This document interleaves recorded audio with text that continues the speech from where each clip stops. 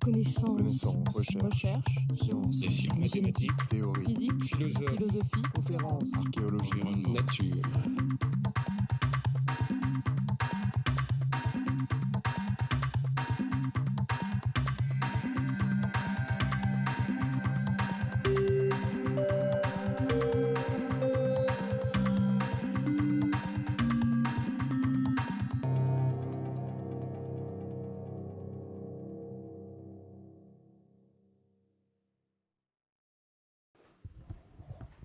Bien,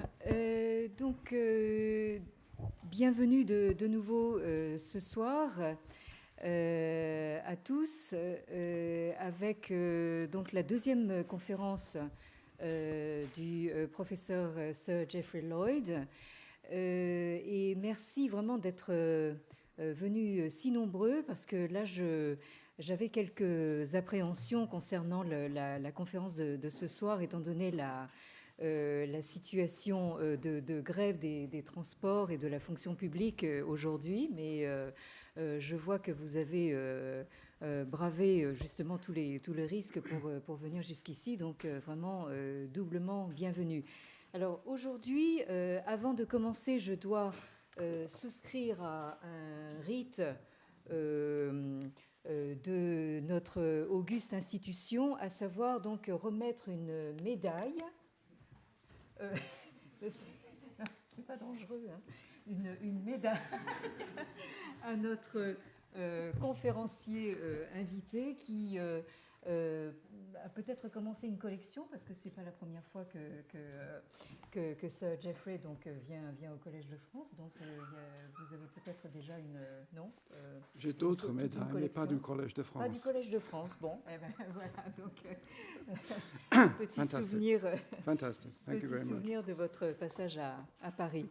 Bien, donc la semaine dernière, Sir Geoffrey nous a parlé donc d'un de ses livres les plus récents qui s'intitule en anglais donc Disciplines in the Making, qu'il a traduit en français par La Fabrique des disciplines, et il nous a donc parlé justement de la façon dont nos disciplines se sont constituées. Je pense que c'est toujours salutaire de s'en souvenir.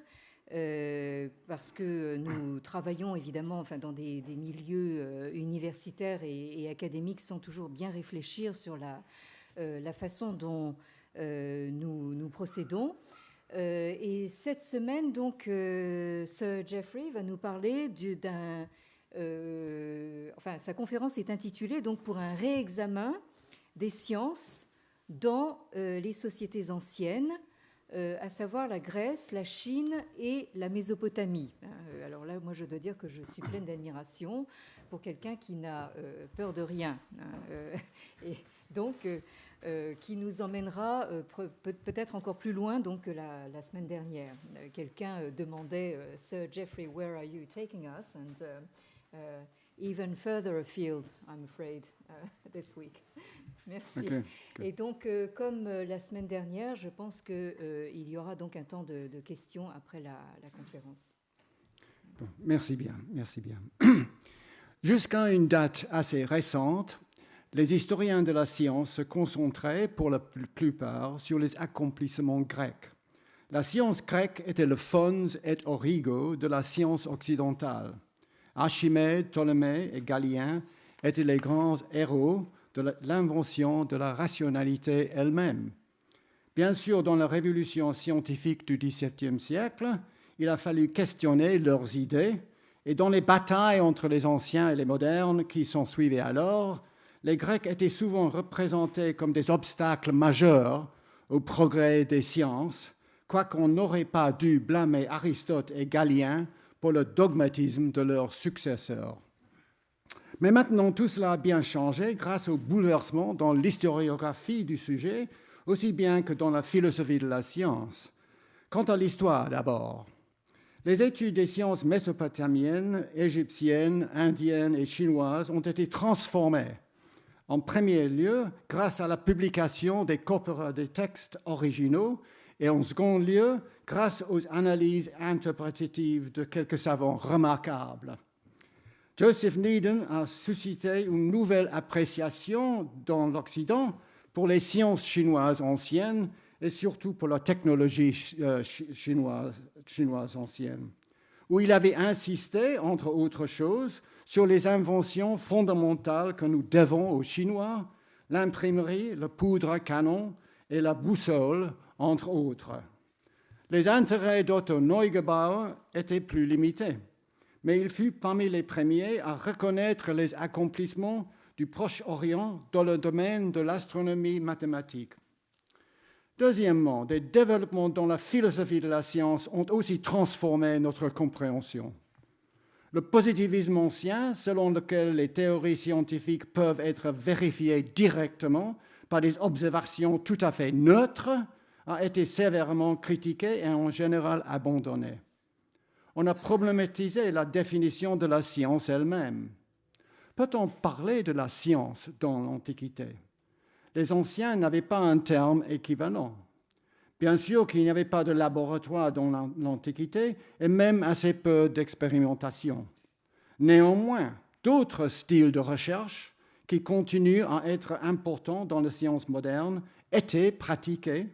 La classification basée sur des observations systématiques, le raisonnement déductif, le style génétique qui explique les phénomènes par leurs origines.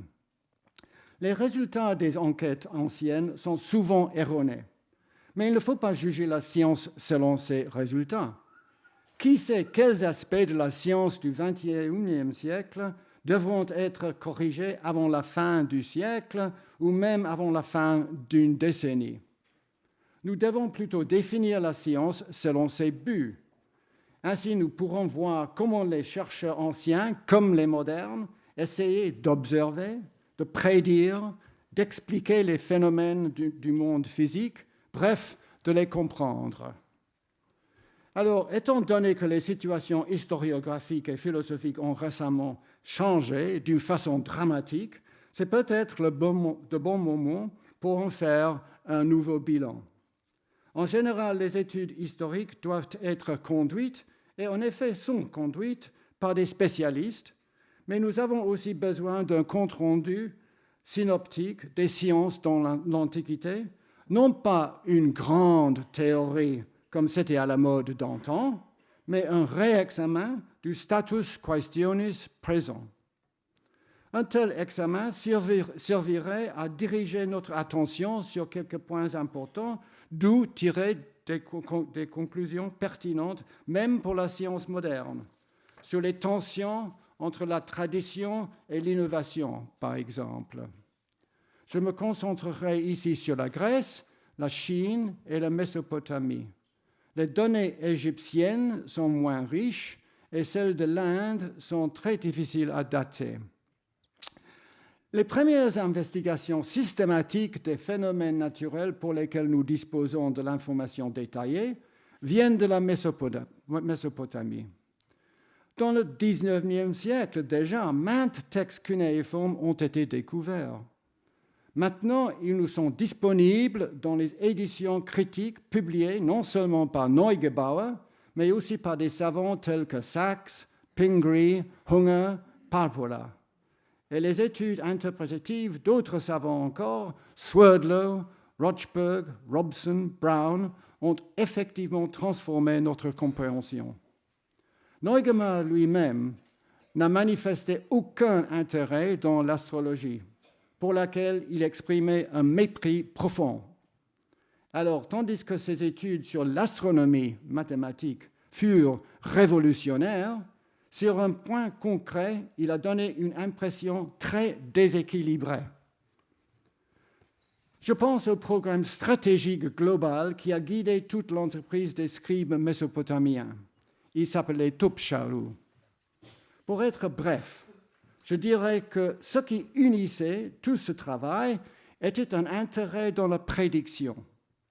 Pour devenir Tupsha, il fallait étudier le texte classique Enuma, Anu, Enlil, qui était composé entre 1500 et 1200 ans avant notre ère, mais qui contient aussi des matériaux encore plus anciens. Ce texte se préoccupe de l'interprétation des signes et des présages. Que signifiaient ces signes? L'Enuma Anu Enlil présente des centaines d'exemples où un événement céleste est corrélé avec un résultat terrestre. Ces prédictions s'exprimaient d'habitude comme des conditionnels.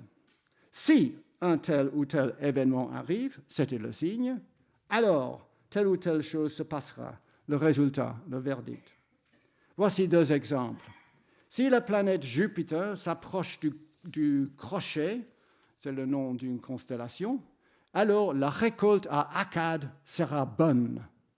Si Vénus se trouve dans la corne de la Lune, la terre du roi se révoltera contre lui.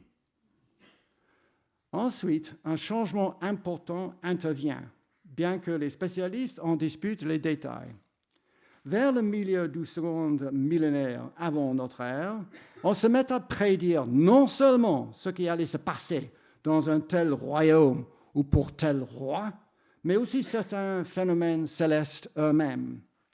Les Tupcharu se trouvaient capables de prédire, par exemple, le moment quand une planète deviendrait visible après une période d'invisibilité, ou quand une éclipse se produirait, des éclipses lunaires au moins. Les éclipses solaires sont plus difficiles à prédire en raison de leur visibilité différente selon les lieux terrestres d'où on les observe.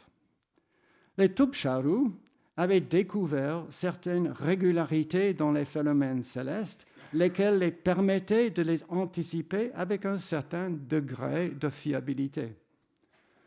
Remarquons qu'il s'agissait non pas d'un changement dans le but cognitif, de la prédiction à l'explication, par exemple.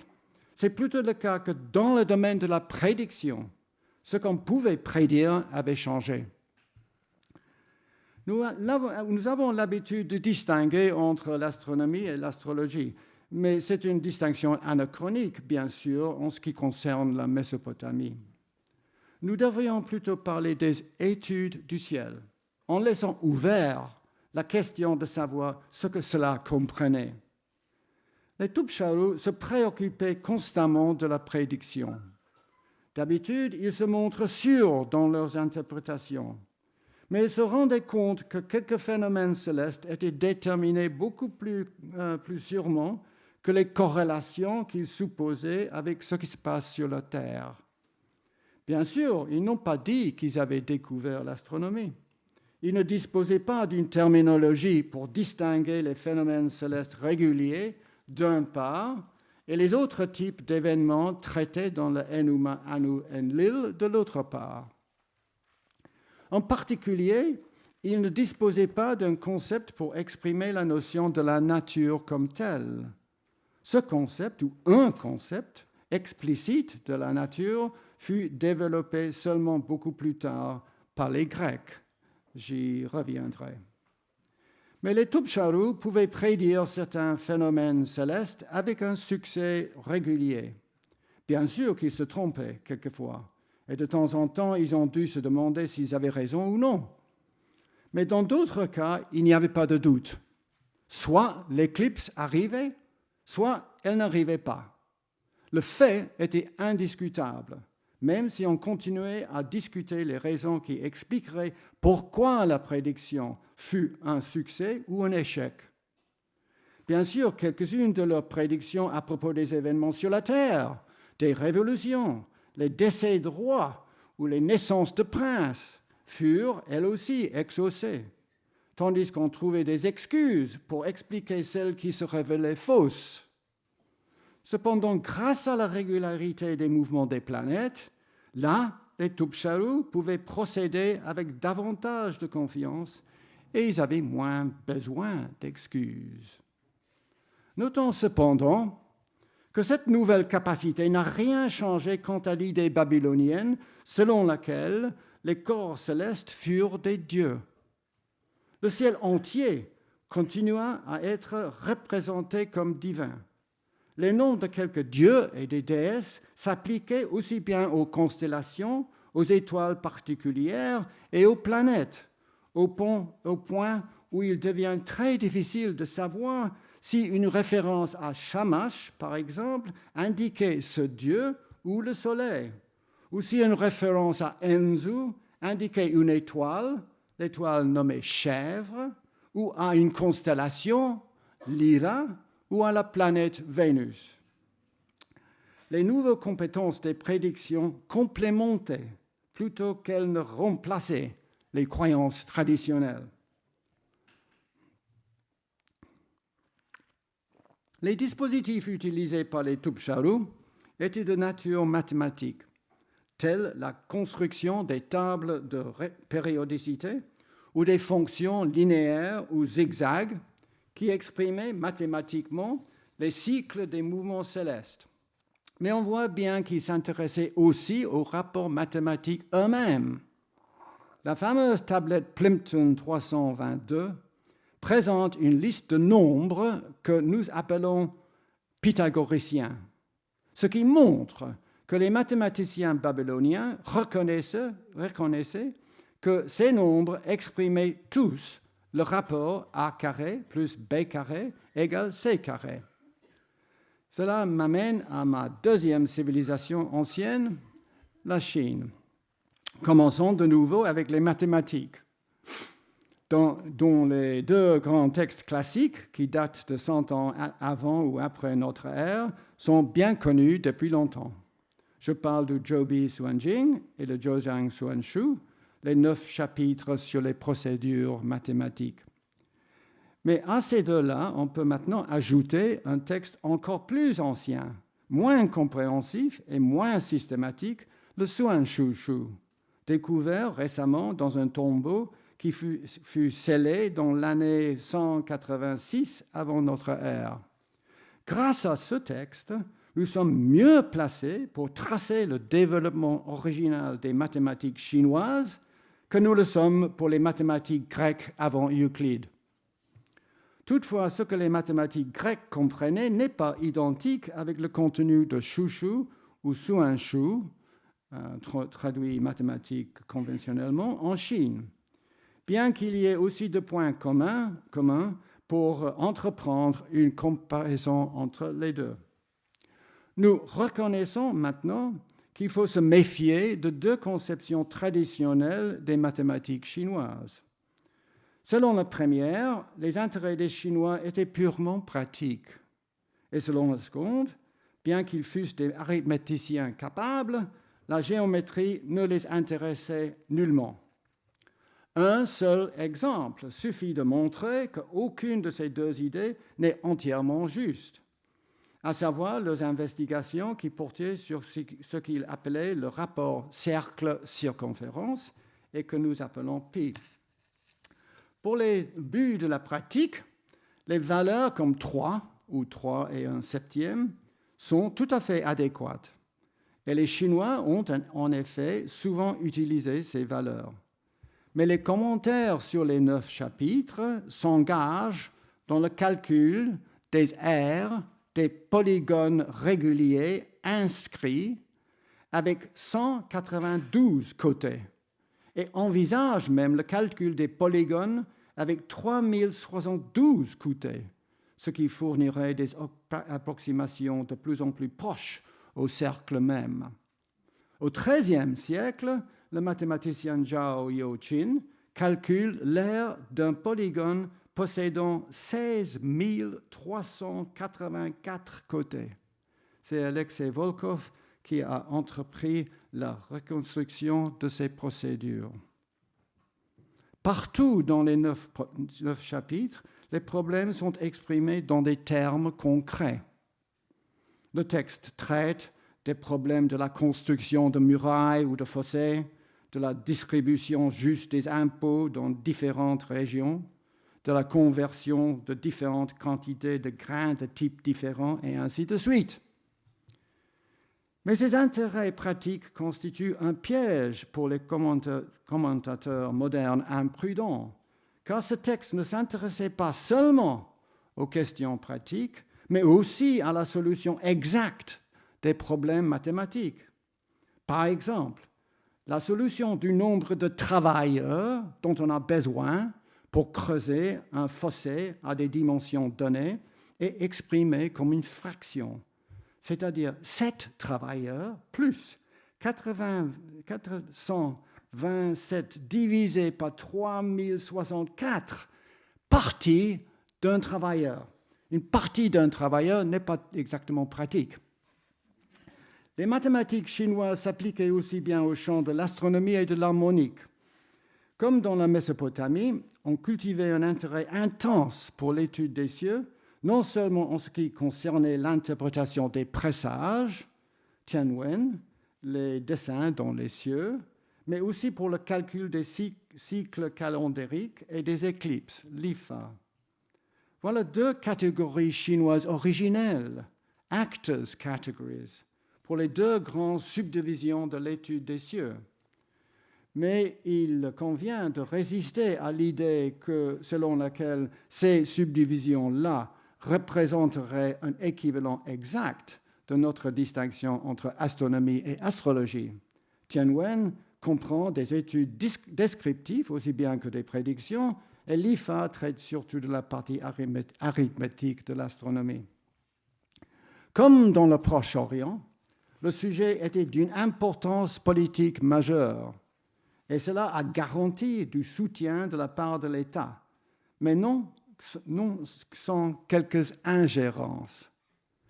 Huang Yilong a récemment attiré notre attention sur des registres d'éclipses fabriqués et aussi à des omissions significatives dans ces registres, motivées en général par des raisons idéologiques dans les 2 cas.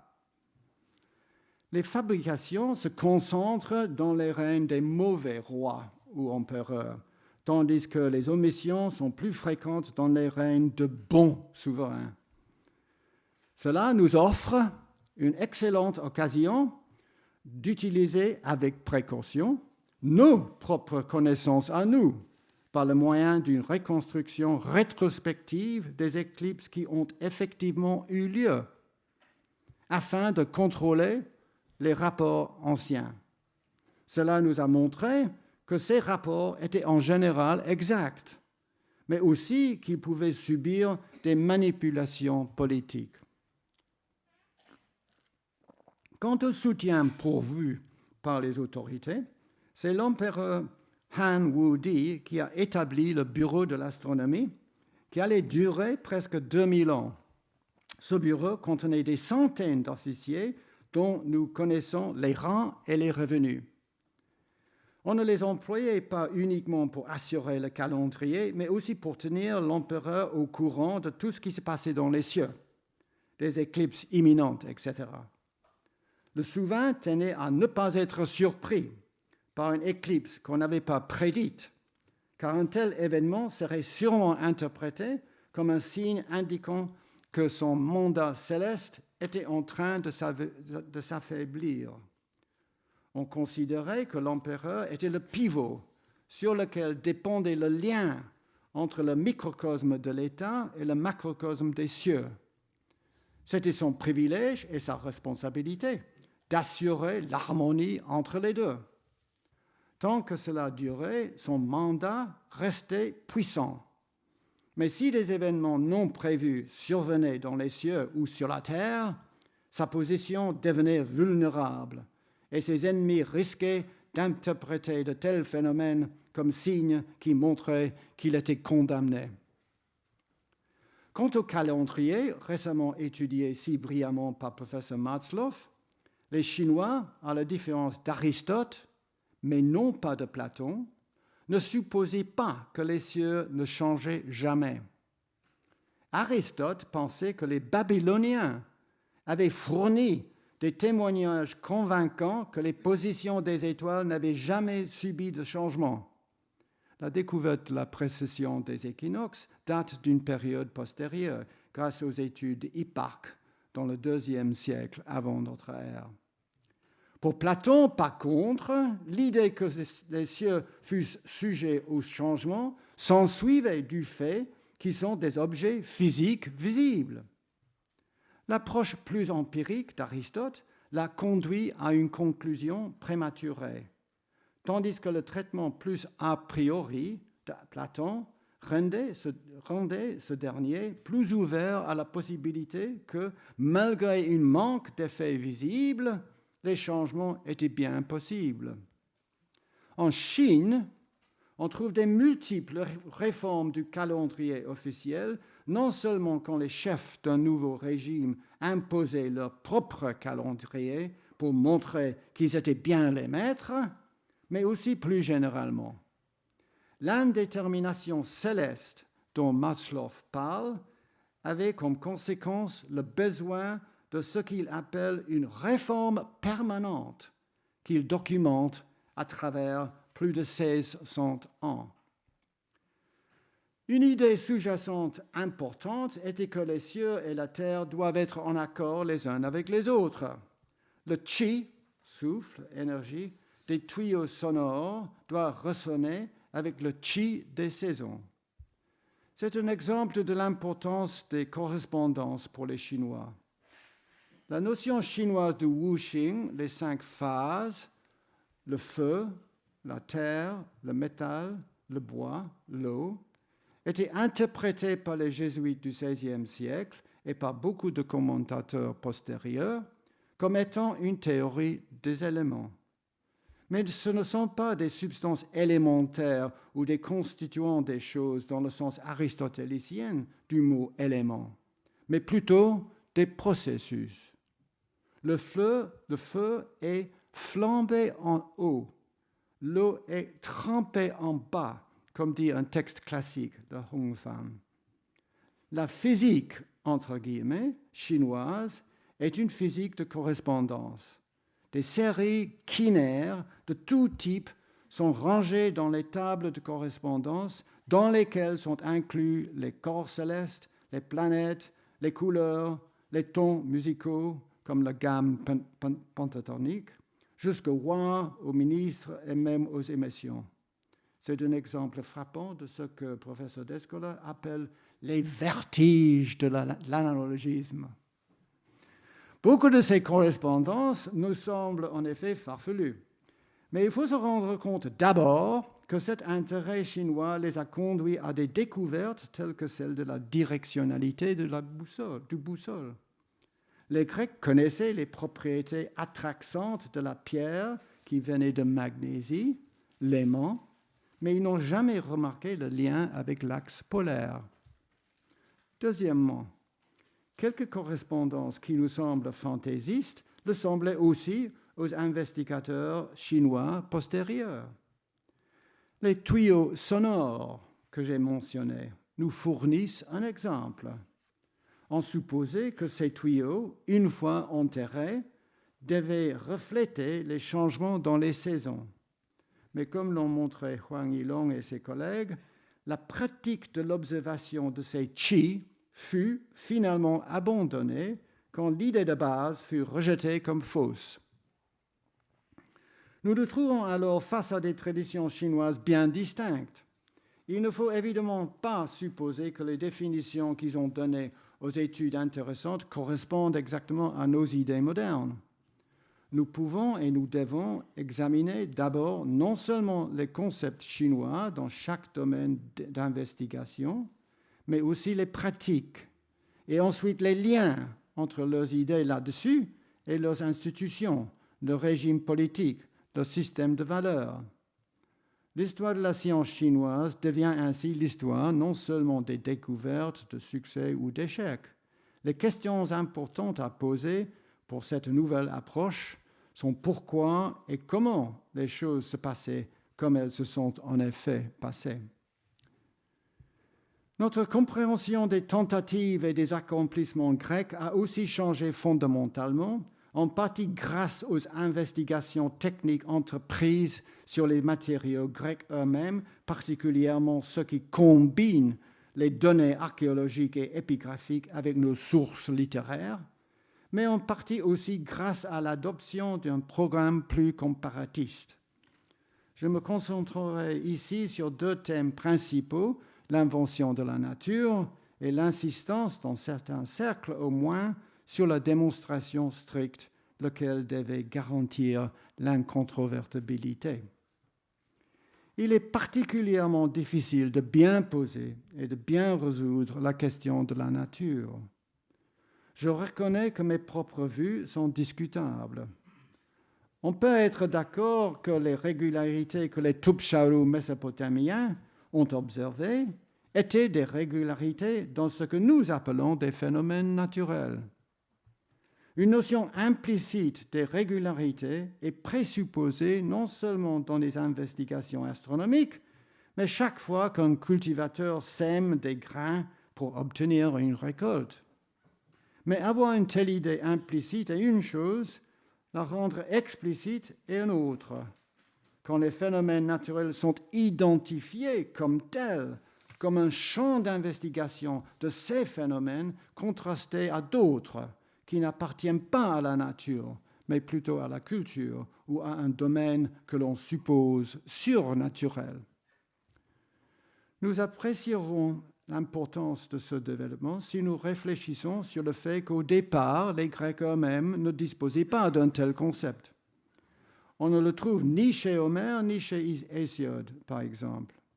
C'étaient les anciens philosophes naturels, dits physikoi ou physiologoi, et quelques-uns des écrivains médicaux qui ont, les premiers, commencé à parler de physis, la nature comme telle. Dans le traité hippocratique sur la maladie sacrée, par exemple, l'auteur insiste que cette maladie, que nous pouvons identifier approximativement comme l'épilepsie, d'après sa description très détaillée, n'est pas causée par des dieux, mais possède sa nature et ses causes naturelles comme toutes les autres maladies. Il est trop prudent pour dire qu'aucune maladie soit divine. Il dit plutôt que toutes sont divines, mais pour la raison que nature elle-même est divine. Toutes les maladies ont des causes naturelles, donc il n'y a aucun besoin d'introduire des dieux personnels comme responsables de les causer, ni de les soigner. Mais comme j'ai suggéré ailleurs, cette introduction de la notion explicite de la nature n'était pas simplement un développement intellectuel à la suite d'une analyse abstraite des problèmes. Les philosophes et les médecins ont employé ce concept afin de définir un domaine dans lequel ils seraient reconnus comme experts. Il s'agissait d'une rivalité où l'enjeu était le prestige, la réputation d'être plus sophoi que les autres. D'une part, il y avait des traditionalistes qui acceptaient ce que l'on avait toujours cru, que les dieux sont à l'œuvre partout dans le monde. Mais de l'autre, il y avait ces naturalistes qui rejetaient de telles idées comme tout à fait erronées et prétendaient qu'ils pouvaient offrir des explications beaucoup plus solides des phénomènes. La question de savoir s'ils pouvaient en réalité donner des explications supérieures est tout autre chose. La nature devint le mot d'ordre de ceux qui insistaient que leur mode de connaissance était tout à fait différent de celui de leurs rivaux. Nous pouvons comparer et contraster les informations dont nous disposons à propos des rivalités entre les Tupcharu ou entre les officiers du bureau astronomique chinois. Maintes fois, un Tupchar accuse un autre d'être un ignorant, un tricheur qui a raté ses descriptions et ses interprétations. De la même façon, il y avait des débats intensifs entre les astronomes chinois. Mais ni dans l'un ni dans l'autre cas, les critiques ne visaient pas généralement les présupposés méthodologiques et épistémologiques des investigations rivales. Au contraire, tous les Tupcharu partageaient le même cadre conceptuel, même si ce cadre n'était pas complètement statique. Et on peut en dire autant des chercheurs chinois. Ceux-ci étaient normalement des fonctionnaires qui travaillaient dans les mêmes institutions et qui étaient tous responsables au roi ou à l'empereur. Dans cette situation, il n'était pas du tout prudent, en effet il était très dangereux, de suggérer que la façon traditionnelle d'investiguer les choses fut radicalement erronée, même si cela arriva de temps en temps. Mais les Grecs dont je parle, par contre, souvent attaquaient non seulement les résultats de leurs rivaux, mais même la base méthodologique de leurs enquêtes. Ces adversaires avaient tort parce que leurs idées de base n'étaient pas les bonnes, parce que leur méthode était erronée. Les naturalistes grecs, eux, n'étaient pas responsables devant les autorités politiques. Ils s'attachaient entièrement à remporter la victoire dans les débats ouverts qui étaient jugés par leurs pairs ou même par le public en général. Cela m'amène à mon deuxième thème, le développement de la démonstration stricte, sur laquelle j'ai parlé il y a quelques jours dans un débat avec Bruno Latour et Ravi Elnetz au Centre Pompidou. Aristote en était responsable pour la définition, quoiqu'il ait admis aussi de types de démonstration plus lâches, malacotorai, et pas seulement dans la rhétorique.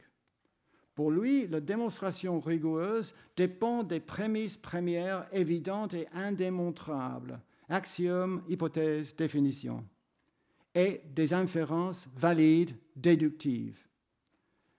Les autres traditions de mathématiques, en Chine par exemple, avaient leur méthode à eux de prouver, de vérifier les résultats et de montrer qu'un algorithme soit correct. Mais ces traditions-là n'ont jamais formulé une notion telle que celle que Aristote a définie et que Euclide a exemplifiée en pratique et qui, par la suite, est devenue le but d'une des traditions mathématiques grecques. Je souligne une parce qu'il y a des exceptions importantes, par exemple chez Héron d'Alexandrie. Mais étant donné que les Chinois se débrouillaient parfaitement bien sans cette idée de démonstration axiomatico-déductive, le problème est de comprendre non pas pourquoi les Chinois n'avaient pas cette idée, mais plutôt pourquoi quelques Grecs, eux, l'ont développée. Une partie de la solution nous ramène encore une fois à la situation dans laquelle les chercheurs grecs travaillaient. Il y a bien longtemps, Burckhardt a signalé l'esprit agonistique qui anime tant d'aspects de la vie sociale grecque, y compris l'athlète, les compétitions musicales, dramaturgiques et ainsi de suite.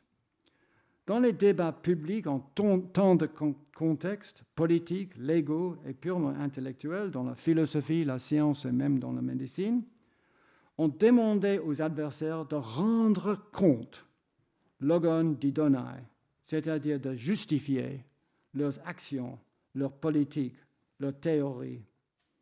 Ceux qui rendaient le verdict étaient les mêmes citoyens qui étaient les juges dans les procès légaux et qui prenaient les décisions politiques dans les assemblées en votant. Une institution que nous prenons comme allant de soi, en oubliant peut-être qu'elle risque de servir à détourner l'attention d'un effort de trouver un consensus. Même dans les débats intellectuels, c'était souvent un groupe de ses pairs ou même l'auditoire public qui décidait qui avait gagné l'argument. Nous en avons des témoignages directs là-dessus dans le traité hippocratique sur la nature de l'homme. Mais selon Platon et Aristote, un public laïque était susceptible d'être persuadé d'accepter n'importe quelle conclusion, qu'elle soit vraie ou fausse. Selon ces philosophes, il s'agissait de trouver un moyen de garantir la vérité, et seule la démonstration stricte fournissait ce moyen. Tandis que les sophistes et les orateurs politiques ont visé la persuasion, Platon et Aristote demandaient beaucoup plus, de la certitude, de l'incontrovertibilité. Ils représentaient la démonstration rigoureuse comme un mode de raisonnement tout à fait à part, qui planait au-dessus de toute compétition, mais en même temps, c'était une façon de gagner dans cette compétition. La démonstration, selon eux, fournissait le mode de raisonnement le plus convaincant de tout.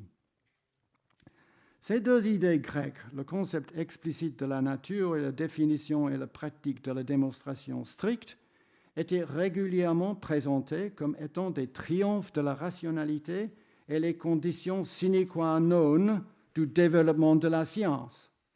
Ce sont certainement des idées remarquables et puissantes.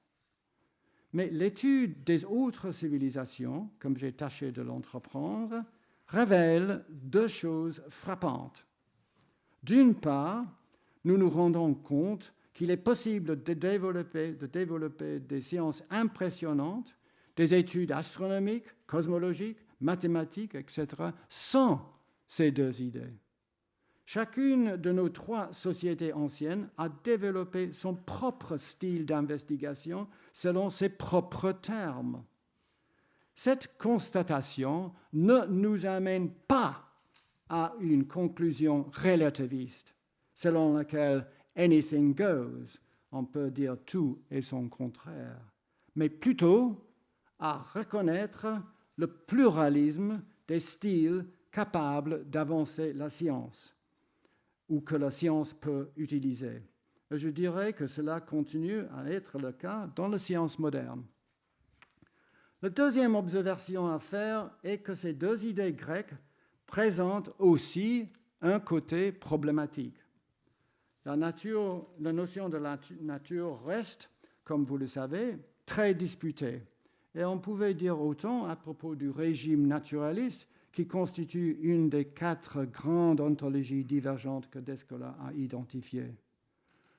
En tout cas, nous ne pouvons plus supposer aujourd'hui naïvement qu'il va sans dire que les sciences naturelles étudient simplement les faits donnés par la nature.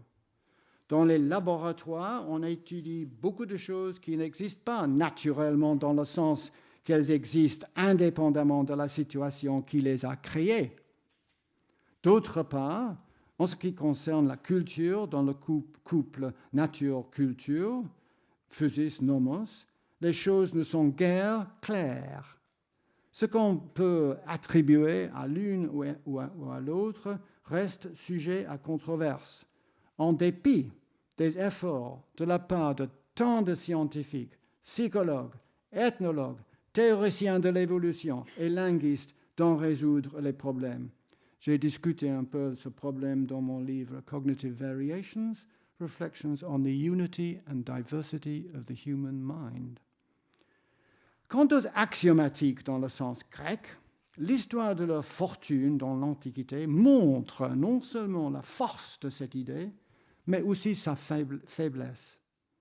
En dehors de la mathématique, les tentatives d'appliquer le modèle de démonstration qu'elle a fourni furent plus ou moins désastreuses. Proclus a essayé de construire une théologie axiomatico-déductive et Galien a tâché de présenter des démonstrations more geometrico dans l'anatomie et dans la physiologie. Mais le problème que tous les deux ont sous-estimé totalement est celui de trouver des prémices premières qui fussent à la fois indémontrables, évidentes et non vides.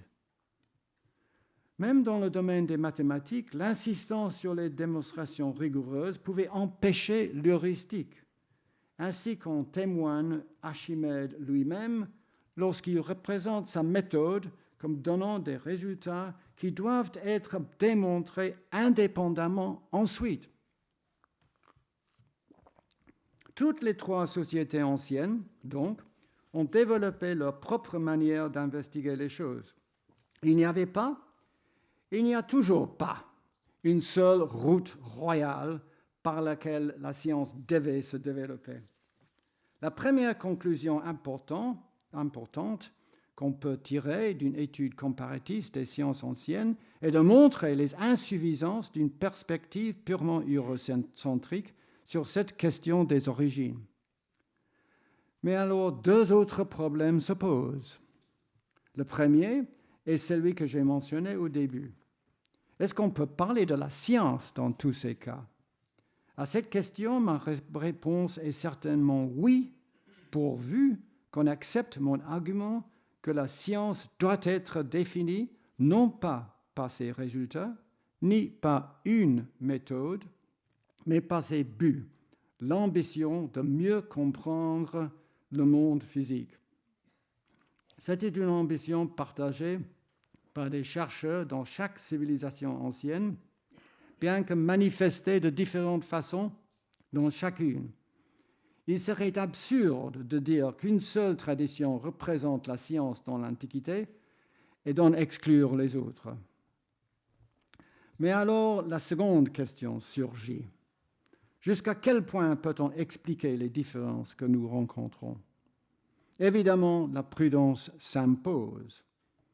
Il faut avouer que nous ne pourrons jamais donner des explications strictes et solides de pourquoi tel ou tel individu grec ou chinois a pensé les choses qu'il a pensées. Et on ne peut pas faire cela pour nos propres contemporains, c'est-à-dire expliquer pourquoi ils pensent ce qu'ils pensent. En revanche, nous pouvons voir les insuffisances des interprétations globales de ce qui s'est passé dans chaque civilisation, comme les hypothèses d'un déterminisme linguistique ou même idéologique. L'argument clé pour réfuter de telles hypothèses globales vient de la variété considérable des produits intellectuels de chaque pays. Démocrite et Aristote parlaient la même langue et vivaient tous les deux dans les cités-États grecques, mais ils proposaient des conclusions cosmologiques tout à fait opposées. Des observations analogues valent aussi pour la Chine. Des différences considérables séparent les confuciens et les moïstes, et à côté des textes cosmologiques comme le Luxia Chuncho et le Huainanzi, il faut se rappeler que le Zhuangzi nous offre une philosophie radicale de la langue, qui rejette la possibilité même de déclarer que telle ou telle chose est le cas, ou inversement, que ce n'est pas le cas. Mais si un déterminisme linguistique ou idéologique se trouve inacceptable, qu'est-ce qu'on peut offrir comme des suggestions positives pour expliquer ce qui s'est passé? C'est ici que les études comparatistes peuvent venir à notre aide, non pas pour résoudre les problèmes, mais pour suggérer au moins certaines corrélations. Les effets divers, autant positifs que négatifs, de différentes organisations institutionnelles et de différentes valeurs, comme j'ai proposé à propos des liens entre le développement de la démonstration axiomatico-déductive en Grèce et la situation concurrentielle dans laquelle travaillaient les maîtres grecs de vérité. L'étude des sciences anciennes peut et doit être entreprise dans chaque domaine et à chaque période, utilisant toutes les ressources dont nous disposons. On n'est pas obligé nécessairement d'adopter une méthode comparatiste pour l'entreprendre, mais cela nous offre la meilleure façon de vérifier ou de rejeter les hypothèses qu'on peut proposer pour comprendre telle ou telle caractéristique de la performance de telle ou telle société dans tel ou tel domaine ou dans telle ou telle période. Voilà quelques-uns des problèmes que les jeunes chercheurs d'aujourd'hui peuvent investiguer et j'ai certainement l'impression que nous verrons bientôt des progrès impressionnants. Merci.